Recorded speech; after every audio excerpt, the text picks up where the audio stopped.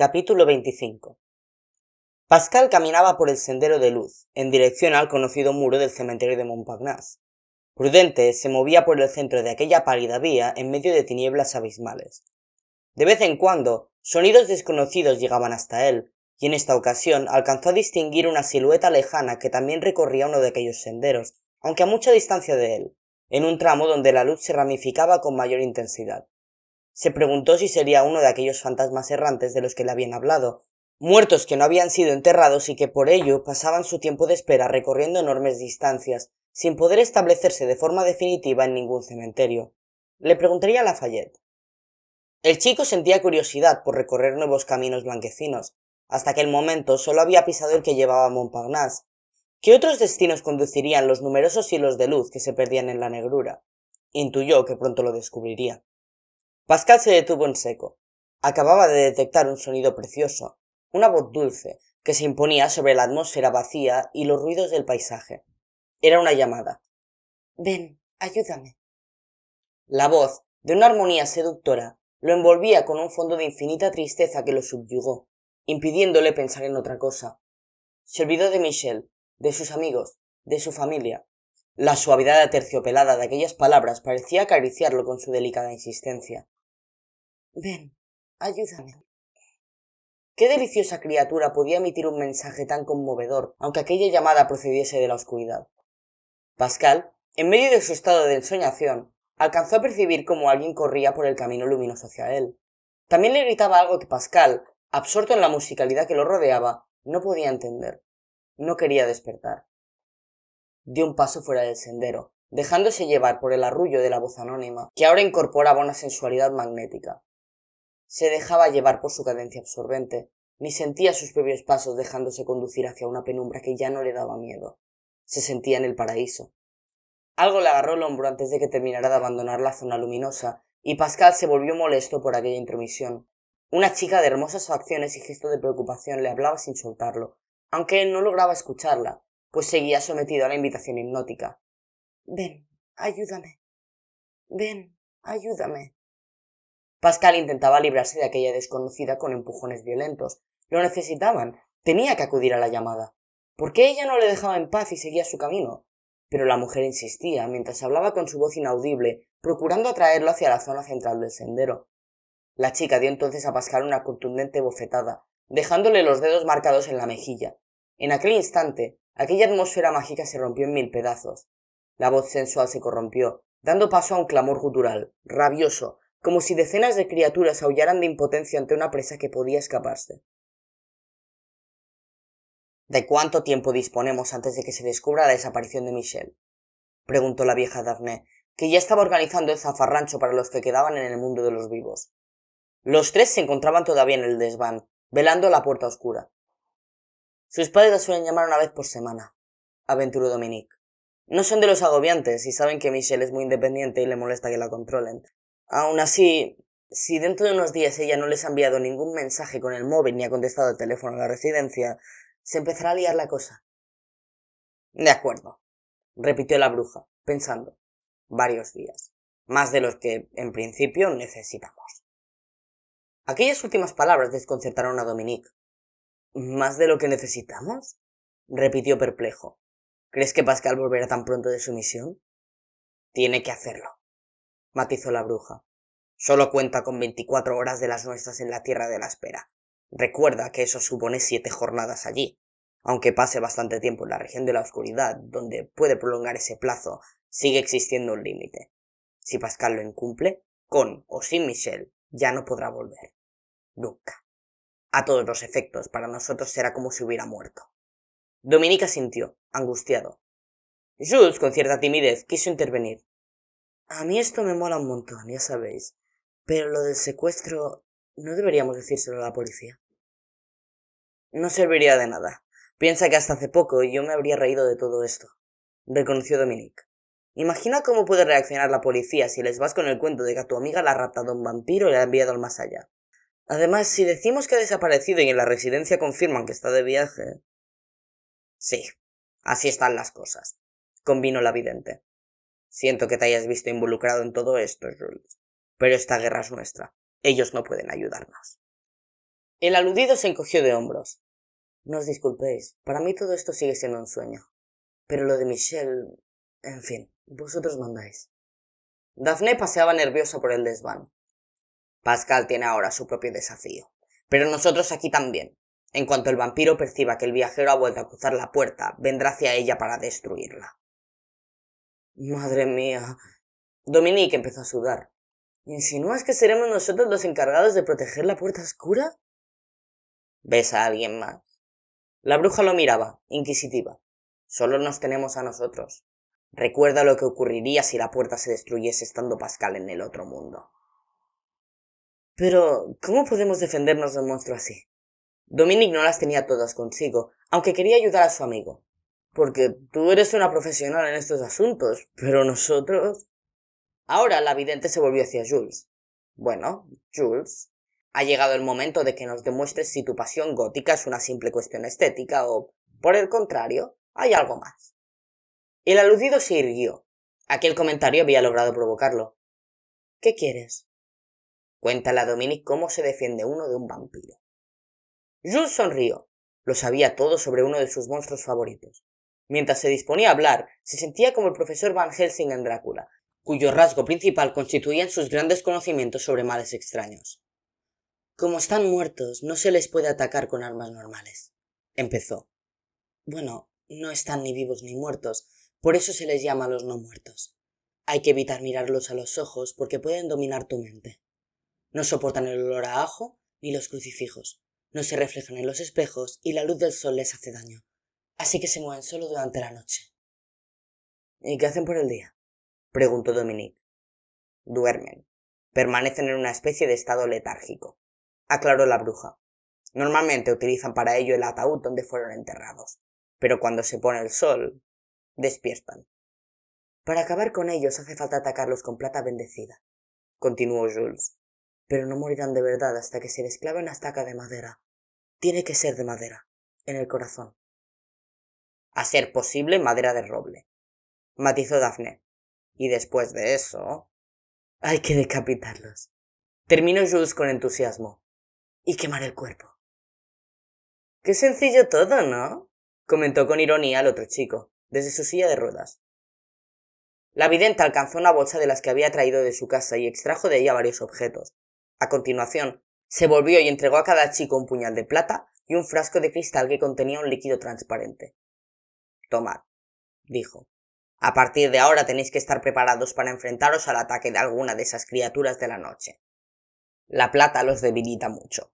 Si los herís de gravedad con estas armas, podéis dejarlos fuera de juego, casi matarlos. Lo otro es agua bendita. Los quema en contacto con su piel muerta. Arrojádsela si os veis en peligro. Muchas gracias. La voz de Dominique, a pesar de su convicción, no pudo ocultar un íntimo deseo de no tener que hacer uso de aquel instrumental. Por su parte, el otro chico acariciaba su puñal, imaginándose victorioso tras la lucha con un vampiro. Siempre había tenido una extraña capacidad para soñar despierto. Jules, te has olvidado de algo importante. Daphne miraba el resplandor de la tarde filtrarse por una claraboya del techo abuhardillado, calculando el tiempo de luz que les quedaba. La mordedura de un no muerto te infecta con su condición demoníaca, contamina tu sangre, te convierte en vampiro. Es un proceso degenerativo irreversible, y ya hay 3 víctimas, potenciales monstruos a punto de despertar, si aún no lo han hecho. Los mordidos suelen tardar varios días en resucitar como no muertos, pero cuando llega el momento... Se interrumpió, impresionada por las desoladoras perspectivas que se abrían ante ellos. Además, los nuevos monstruos nacen como siervos del vampiro que los inició, así que obedecerán sus órdenes de localizar la puerta oscura. Más enemigos para nosotros, en definitiva. Jules y Dominique se habían quedado petrificados ante las últimas afirmaciones. ¿Una plaga de vampiros? ¿Podía concebirse una pesadilla más tenebrosa? Jules, tú quédate aquí, ordenó Daphne, cuyos ojos habían pasado a reflejar una extraña determinación. E inventa algo que justifique ante tus padres que varios amigos pasen en esta buhardilla un par de noches. Hasta que Pascal vuelva hay que proteger la puerta. De acuerdo, aceptó el chico, recuperando la entereza ante aquella emocionante perspectiva. Mis padres no se enterarán de nada y nunca utilizamos el desván, así que será sencillo. En mi familia es muy difícil que algo llame la atención. Somos todos tan raros. Dominique, que estaba pensando en cómo pedir permiso a sus padres para dormir fuera de casa las 2 próximas noches, estuvo de acuerdo con aquel último comentario, atendiendo al absurdo entusiasmo que mostraba su compañero en medio de aquellas circunstancias. Y eso que Jules le caía bien, a pesar de su extraña afición por lo oscuro. Aunque, bien pensado, ¿quién no era raro a su manera? Pues, si te sobra tiempo, aprovecha y haz esto más habitable, añadió Daphne, que continuaba centrada en lo suyo. Ordénalo un poco. Busca algo para tapar la claraboya cuando se haga de noche. Consigue linternas y comida. Pasaremos bastantes horas aquí y no podremos movernos. Dominique entendió a lo que se enfrentaban. Se trata de convertir esto en un búnker, comentó, para resistir cada noche el asalto del vampiro. Esa criatura no tardará en dar con este edificio. Lleva noches buscando. Y no olvidéis una cosa, precisó Daphne. Un vampiro no puede entrar en una casa si no se le invita. Mantened todo bien cerrado y no habrá problema. Dominique, tú y yo nos vamos a hacer una visita al Instituto Anatómico Forense. Pero antes pasaremos por mi casa para coger material. El aludido tragó saliva. No pretenderás, empezó. Con un poco de suerte todavía tendrán allí los cuerpos de Gaúl y Melanie. No pongas esa cara. Procuró animarlo la bruja. Aún es de día, no hay ningún peligro. Daphne miró a los 2 chicos, algo abrumados por el cariz que estaban adquiriendo los acontecimientos. Mirad, esto es lo que hay, afirmó, compadeciéndose de ellos, al darse cuenta de que les estaba pidiendo un comportamiento de adultos. Y no va a mejorar. Por una razón u otra estáis metidos hasta el cuello en esta historia, así que tenéis que decidir cuál va a ser vuestra participación. A estas alturas no podemos andarnos con dudas, el tiempo corre en nuestra contra. Se trata de una misión clandestina y muy peligrosa a la que el destino os ha conducido. Ya sé que sois muy jóvenes, pero también el viajero lo es. Así son las cosas. La vida, a veces, te obliga a madurar a marchas forzadas, salpicando tu camino de circunstancias adversas. Vaya panorama, observaba Jules, menos convencido que antes. Porque todo lo que merece la pena es peligroso. El que no arriesga no gana, sentenció Daphne. No se puede tener todo. La vida es así. La vida en sí ya es una apuesta. De todos modos, aún podéis manteneros al margen. Estamos con Pascal, concluyó Dominique, recuperando su habitual aplomo. Nos necesita aquí, somos su apoyo en este mundo, y nos mantendremos con él hasta el final. Por él y por Michelle. No habrá por nuestra parte más titubeos. ¿Verdad, Jules? El otro resopló, como despidiéndose de su vida tranquila, pero sonreía. No podía evitarlo, aquello le encantaba. Por paradójico que resultara, su sueño era vivir una pesadilla y se estaba cumpliendo. Aunque el secuestro de Michelle lo cambiaba todo, él estaba convencido de que volvería a estar con ellos. No lo sabrá, contestó. Contad conmigo. Dominique, disimulando unos temores que no habían terminado de extinguirse, se dirigió de nuevo a la bruja.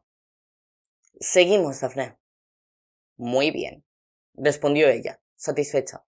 El viajero ya tiene su propio equipo de mortales.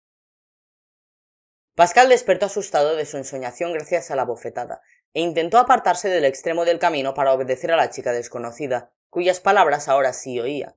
Sin embargo, un tentáculo se enroscó alrededor de una de sus piernas. El primer tirón provocó que Pascal cayera al suelo, todavía agarrado a la chica. —¡No te dejes llevar! —le advirtió ella con el semblante tenso, sin cejar en su desempeño de atraerlo hacia la zona más resguardada del sendero. —¡O nunca volverás! El tentáculo comenzó a arrastrarlo hacia la oscuridad. Pascal gritaba, dando patadas con su pierna libre a aquella carne oscura que atenazaba una de sus pantorrillas. ¡Una piedra! Se le ocurrió pedir a la chica mientras su cuerpo se iba aproximando a la oscuridad con cada tirón. ¡Dame una de esas piedras blancas del camino, de las que brillan!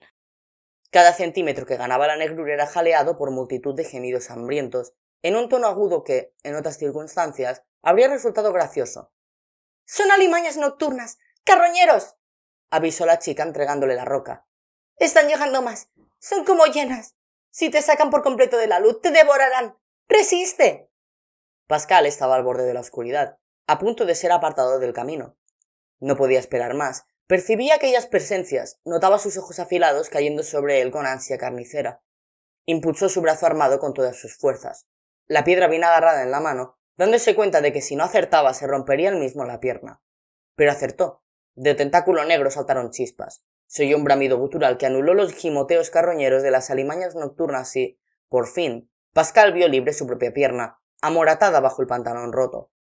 La propia piedra había iluminado con su resplandor metálico la negrura junto a él, lo que le mostró una escena dantesca que se quedaría grabada en su memoria para siempre y que le provocaría pesadillas mucho tiempo después. Montones de despojos humanos, en diferente estado de putrefacción, se arremolinaban frente a Pascal, empujándose, alargando sus brazos corrompidos que mostraban el hueso en algunos lugares. Las mandíbulas castañeteaban sin carne, buscando alimento. Varios de aquellos engendros estaban perdiendo la apariencia humana y otros mostraban unos rostros que eran auténticas calaveras, observándolo neutras desde sus cuencas vacías. Algunos conservaban todavía sus ojos vidriosos, rodeados de piel muerta y agusanada, con los que expresaban un apetito voraz que en aquella ocasión no se vería satisfecho. Pascal alejó la piedra y la oscuridad le hizo el favor de apartar de su vista aquella imagen atroz, aunque seguía escuchando los alientos ansiosos de aquellos seres deshumanizados. Lo de la piedra había sido una buena idea. Pascal fue consciente, agradecido, de que una vez más su intuición había funcionado. A lo mejor era ese el verdadero poder del viajero. El chico fue entonces arrastrado hacia el centro de la luz por la desconocida de bellos rasgos, cuyo tacto frío indicó al chico que ella también estaba muerta. Era un espíritu errante. Capítulo 26. El edificio se erigía ante ellos, solemne, sobrio. Rodeaba la construcción, de 3 alturas, un pequeño jardín por el que serpenteaba un camino pavimentado. En la parte trasera permanecía abierto el acceso para los furgones que traían los cadáveres o se los llevaban a las funerarias. El Instituto Anatómico Forense, bajo cuya apariencia tranquila se llevaban a cabo labores tan útiles como desagradables, los esperaba.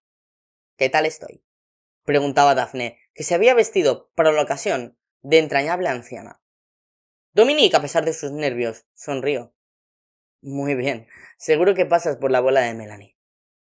En eso consistía el plan, fingir la última visita de un familiar antes de que se llevaran los cuerpos a enterrar. Lo bueno de estos sitios, comentó la bruja, es que, como nadie en su sano juicio querría entrar, no suelen contar con especial vigilancia. Todavía permanecían en la calle cuando una voluminosa mujer con la cara vendada salió del recinto en el que se disponían a entrar. Aunque pasó a su lado casi sin mirarlos, a los pocos pasos se detuvo para efectuar un giro de 180 grados. Se quedó observándolos con gesto inquisitivo. «Hola», saludó acercándose unos pasos. «Soy la detective Marguerite Betancourt. ¿Me enseña la documentación, por favor?» «¿Ocurre algo?», preguntó, sorprendida, Daphne. «¿No podemos estar aquí?»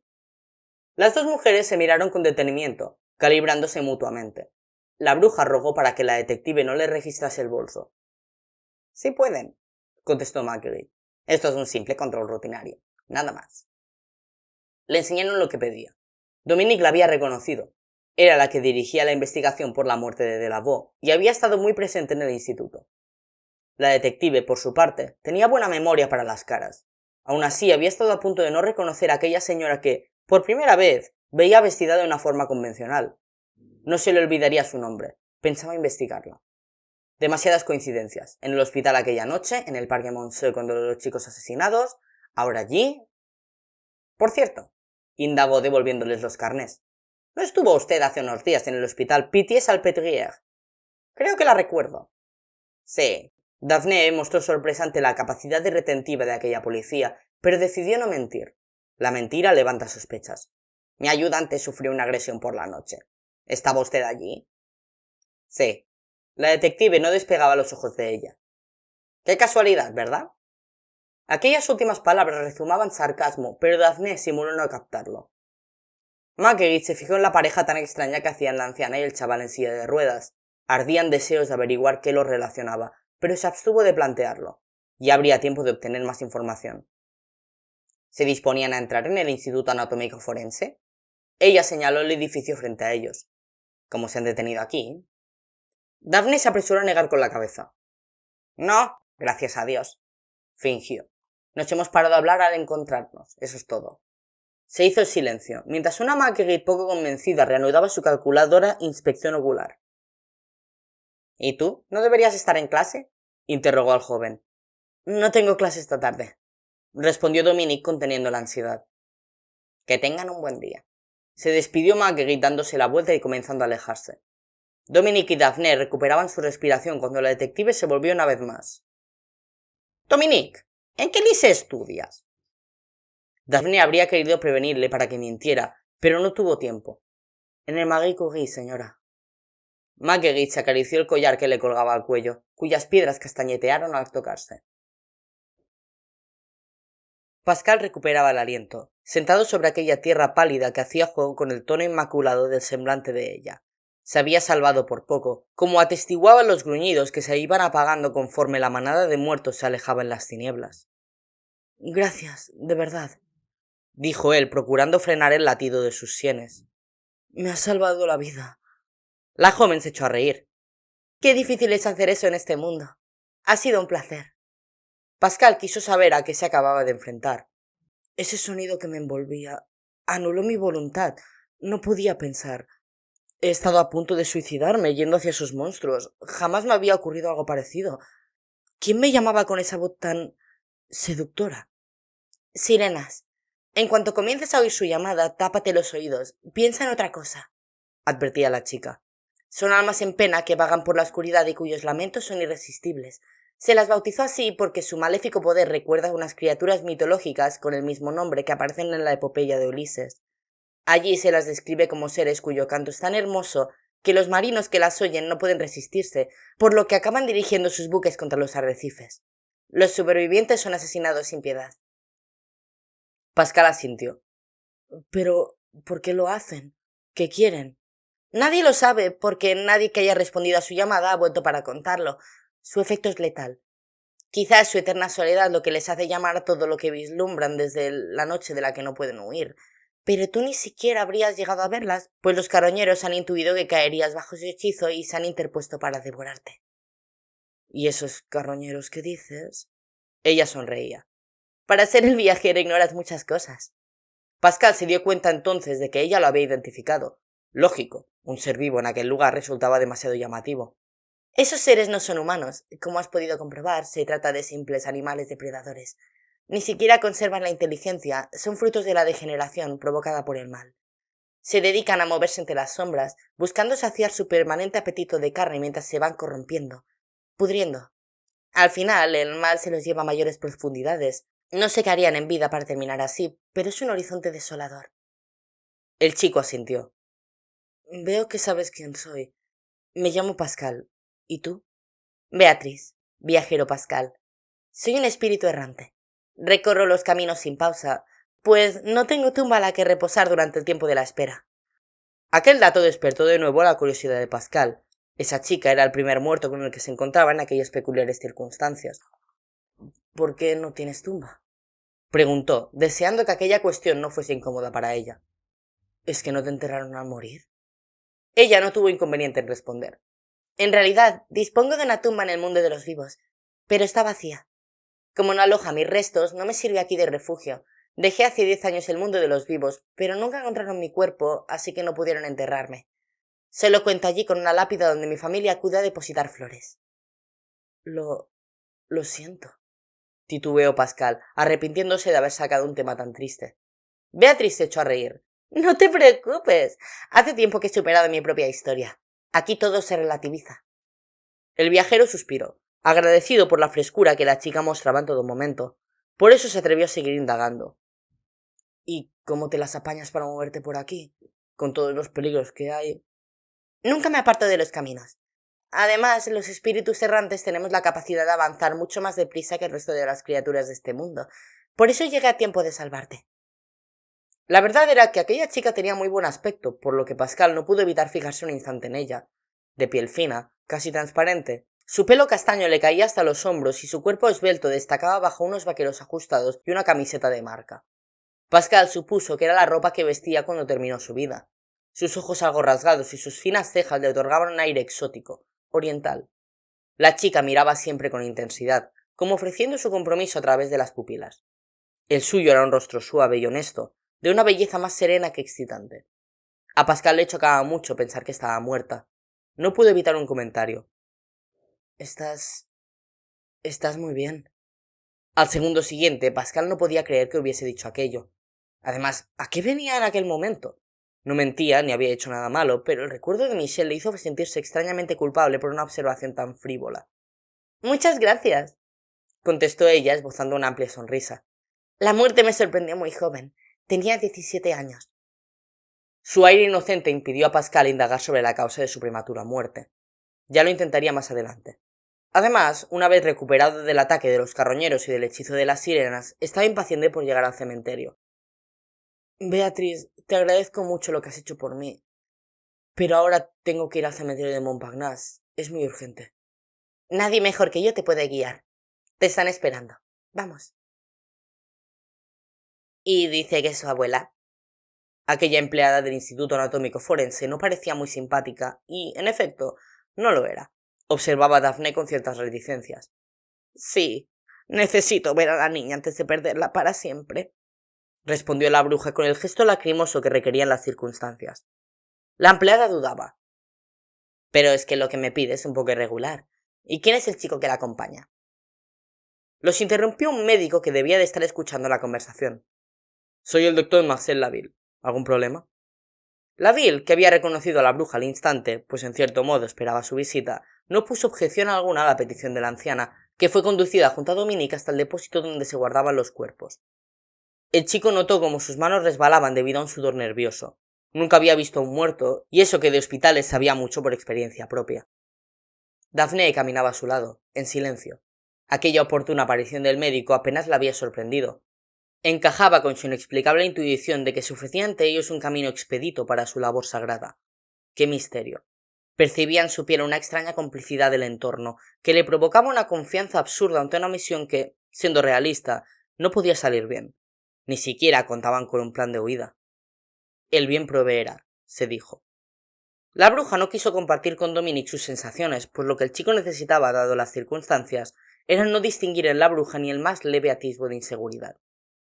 Llegaron hasta una amplia sala, de olor aséptico y colores neutros. La cámara frigorífica que contenía los cadáveres era una especie de enorme cajonera metálica empotrada en una de las paredes, que emitía el zumbido típico de los aparatos electrónicos. Una pantalla de cristal líquido informaba de la temperatura del interior. Cada una de las puertas de los compartimentos de aquella inmensa nevera contaba con una placa en la que podía leerse un nombre. En cuanto el médico localizó la que buscaba, agarró el asa y tiró de ella, sacando así una camilla sobre la que, envuelto en una funda de plástico, se adivinaba un bulto humano.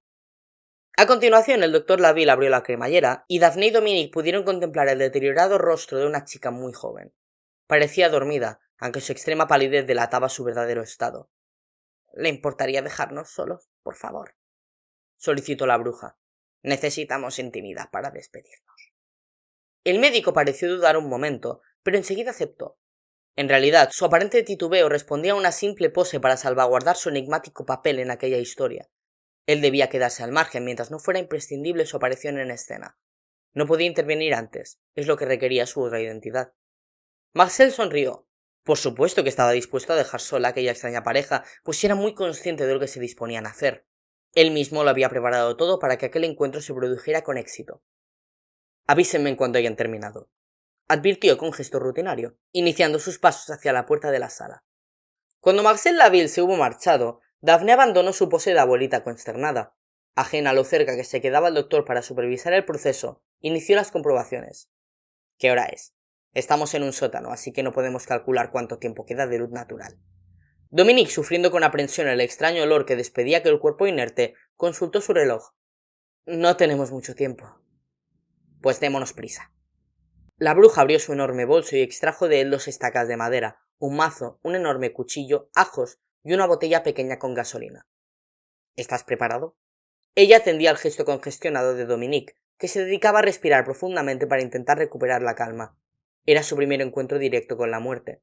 El chico habría preferido una misión inicial más sencilla, que le sirviese de transición al nuevo Dominique implicado en fenómenos esotéricos. Sí, estoy preparado, respondió él haciendo un esfuerzo por recordar su propio compromiso. Adelante. Lo primero que hizo la vidente fue observar el cadáver. Aparte de las marcas de la autopsia, presentaba 2 minúsculas cicatrices en el cuello, a la altura de la yugular. Sí, Melanie fue mordida.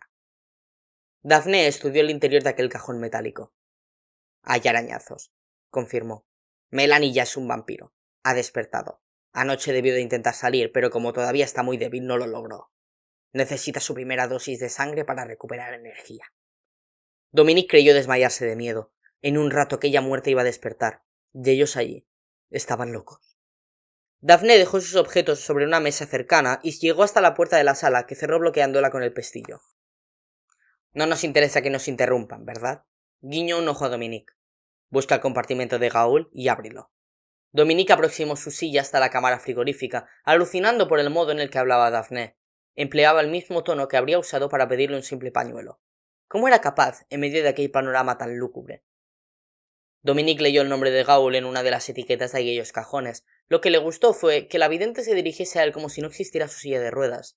Orgulloso, se dio cuenta de que nadie le había dejado al margen, incluso en las peligrosas circunstancias en las que se encontraban. Eso aumentó su determinación. Abre la cremallera y comprueba las lesiones del cuello. La voz resuelta de la bruja ayudó a Dominique a encontrar algo de convicción en lo que se disponían a hacer, si sus padres lo estuvieran viendo. El chico se percató del giro radical que podía dar una vida en tan poco tiempo, una conclusión a la que su amigo Pascal hacía días que había llegado. Sí, Daphne, también fue mordido.